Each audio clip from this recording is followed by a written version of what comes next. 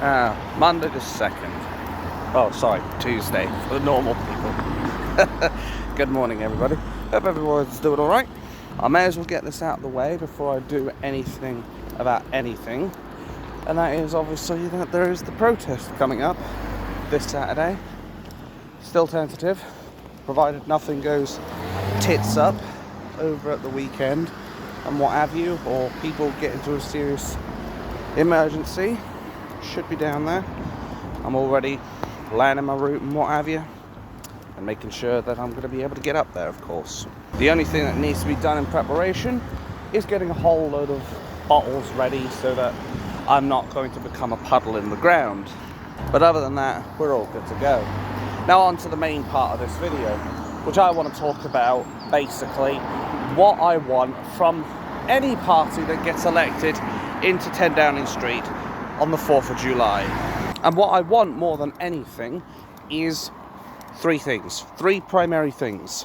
The most important thing for number one is that we need to come out of the ECHR. That is the first and foremost.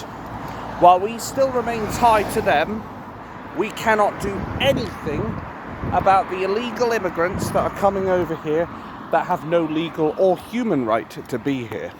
It is because of the EU that we have been completely unable, well, and of course the government's incompetence, but it's mainly the EU that have shackled us with this situation, that have made it so we can't get rid of these people. So that's the first thing that needs to be done before anything else can be done. Number two is we then need to take control of our borders. Namely, we need to close up the borders, full stop. And we need to do this for a period of no more than 2 years to make sure that we can sort the chaff from the wheat, take out the trash from our country, and ensure that we have people in this country who genuinely want to benefit Britain.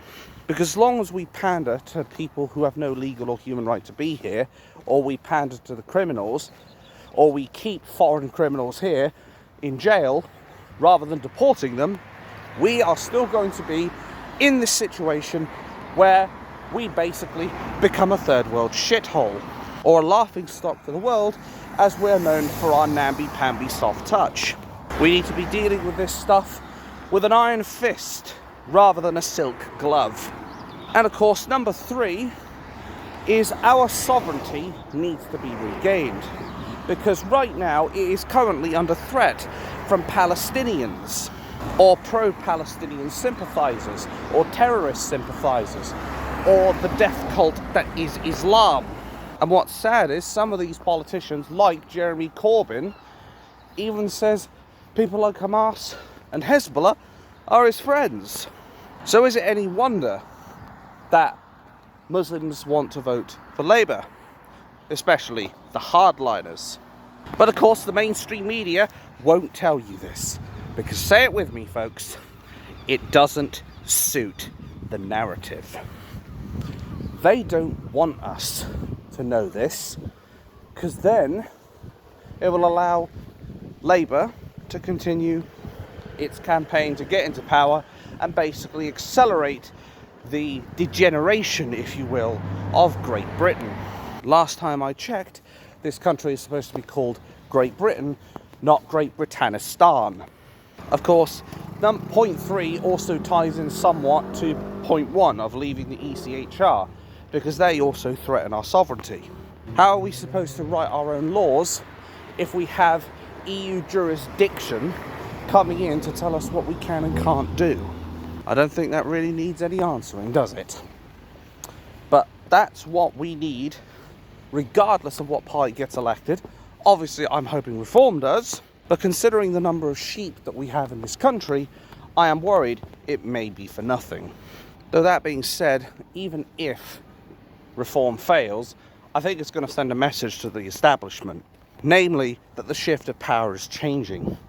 And I think within the next election or the next couple of elections, we are going to see a hard right party in power, or even just a right-leaning party rather. You know, one that puts our country first, puts our people first, and that puts our national security first, unlike what these mainstream parties have been doing.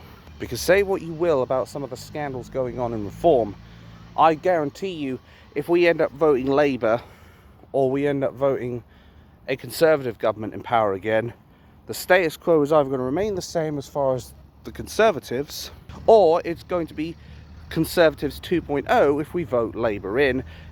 And by that I mean we're basically going to accelerate the rate of which this country goes to shit. I don't know about you, but I don't want that happening to my country. So here's to hoping that we can get reform in power and actually get our country back into the proper state that it needs to be in. And with any luck, we can clean up the mess that Labour, Liberal Democrats, and of course the Conservative governments have been doing to us over the last 20 to 30 years.